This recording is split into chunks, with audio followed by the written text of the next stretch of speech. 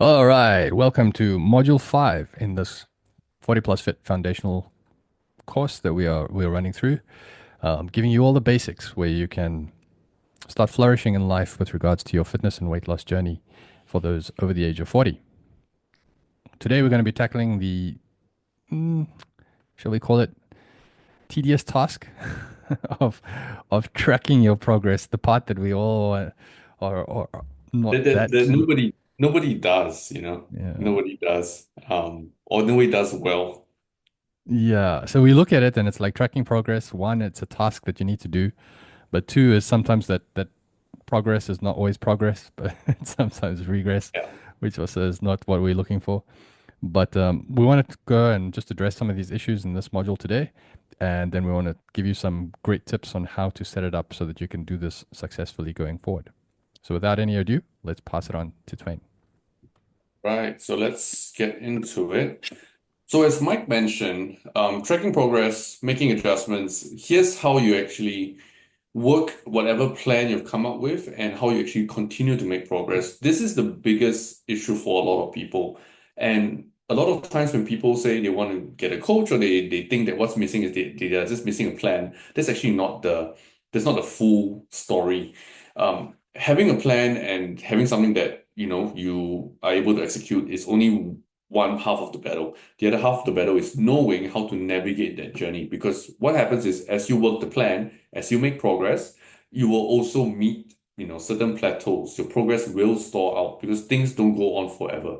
And you need to know, how do I actually identify when that's really happening? And more importantly, how do I adjust from there? Okay, so that's what we're going to do in today's module. And a quick introduction then, right? Um, for tracking progress, what doesn't get tracked doesn't get measured, and what doesn't get measured, we know, doesn't often lead to progress. And so here's why tracking your progress actually matters. Because number one, it actually helps you stay accountable to doing the things that you need to do. So you don't end up being somebody that, is under the impression that I'm doing a lot for my goals, but you're actually not. You're not actually doing the things that will actually move your goals. You're just putting in effort and you're just feeling like you're doing something. And so this gives you clarity, it helps keep you accountable. It also then helps you identify what's exactly working and what is not working.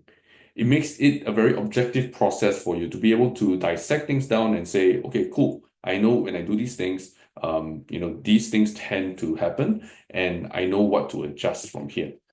The other part to it also is just informs like what adjustments you need to make to further optimize your results. So, put very simply, like I mentioned, accountability, tracking helps you in a few ways. The first one is accountability, which helps keep you motivated and committed to your goal. It helps gives you some motivation because along the way, as you're tracking it, you can see yourself literally making these small wins and progress along the way. And that in and of itself can help build up the intrinsic motivation to keep continuing. And it also gives you data-driven decisions. This is very important because it provides you evidence for kind of what's working and what's not. And the problem is if you don't use the correct measures of progress, you end up drawing the wrong conclusions, which could lead you down a rabbit hole of just, a vicious cycle of being stuck. And this is usually what happens to people that try diets and fad diets. They end up yo-yo dieting because of this. They don't actually have proper data-driven decisions, tracking the correct measures. The other part here is also you could potentially identify early spots or plateaus or setbacks quicker, and you can preemptively make small toe adjustments so that you can generally avoid them. Okay, so without further ado, this is the intro to the tracking and why it's important. In our next lesson, we're going to talk about the various measures that you can actually track and the different types of measures you can consider tracking. So I'll see you in the next lesson.